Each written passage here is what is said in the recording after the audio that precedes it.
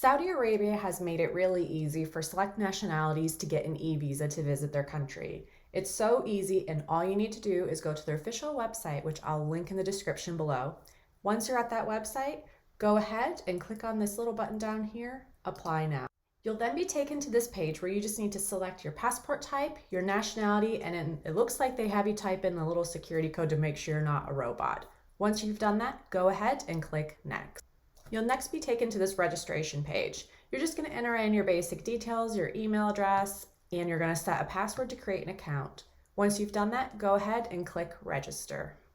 After you've registered, you're going to be prompted to activate your account by clicking on a link that is sent to your email. Go ahead and check your email. It could be in your spam folder, so you'll want to check there as well if you don't see it immediately in your inbox. So after you've logged in for the first time, the system is going to send you a verification code to your email address. They do this every single time you log in to look at your application. Maybe you need to access it because you want to get the PDF or the insurance documents you have to get with it.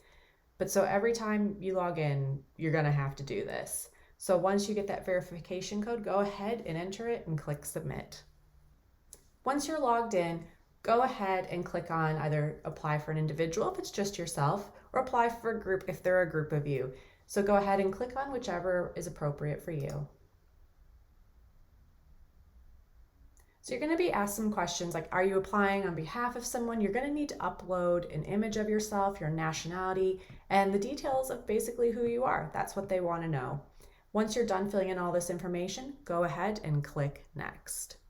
This next section is going to ask you about your passport and your travel plans. So go ahead and enter your passport details. You're also going to be asked what the purpose of your visit is, what your communication preferences are, and where you're going to be staying while you're in Saudi Arabia.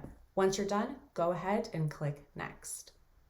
This page talks about the medical insurance that you need while you're in Saudi Arabia. Now, I always travel with my own travel insurance policies because it's really important to have that repatriation coverage and medical coverage while you're abroad. However, you do need to take out insurance with Saudi Arabia.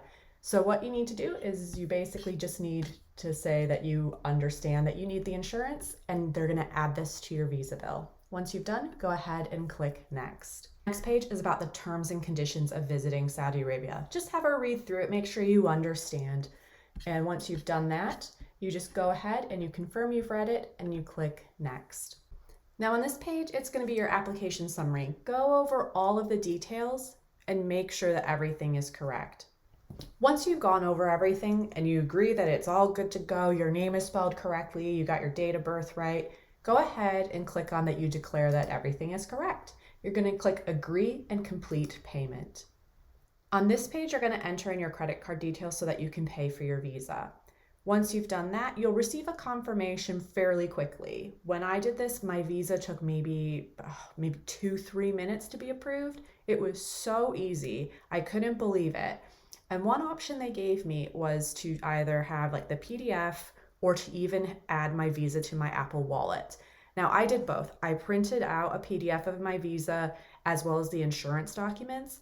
I took that with me. When I checked in for my flight to Saudi Arabia, I showed the check-in agent my Apple Wallet visa, and he said, no, I've never seen that in my entire life. I need to call somebody. And I said, don't worry, I have the PDF printed out. He accepted that.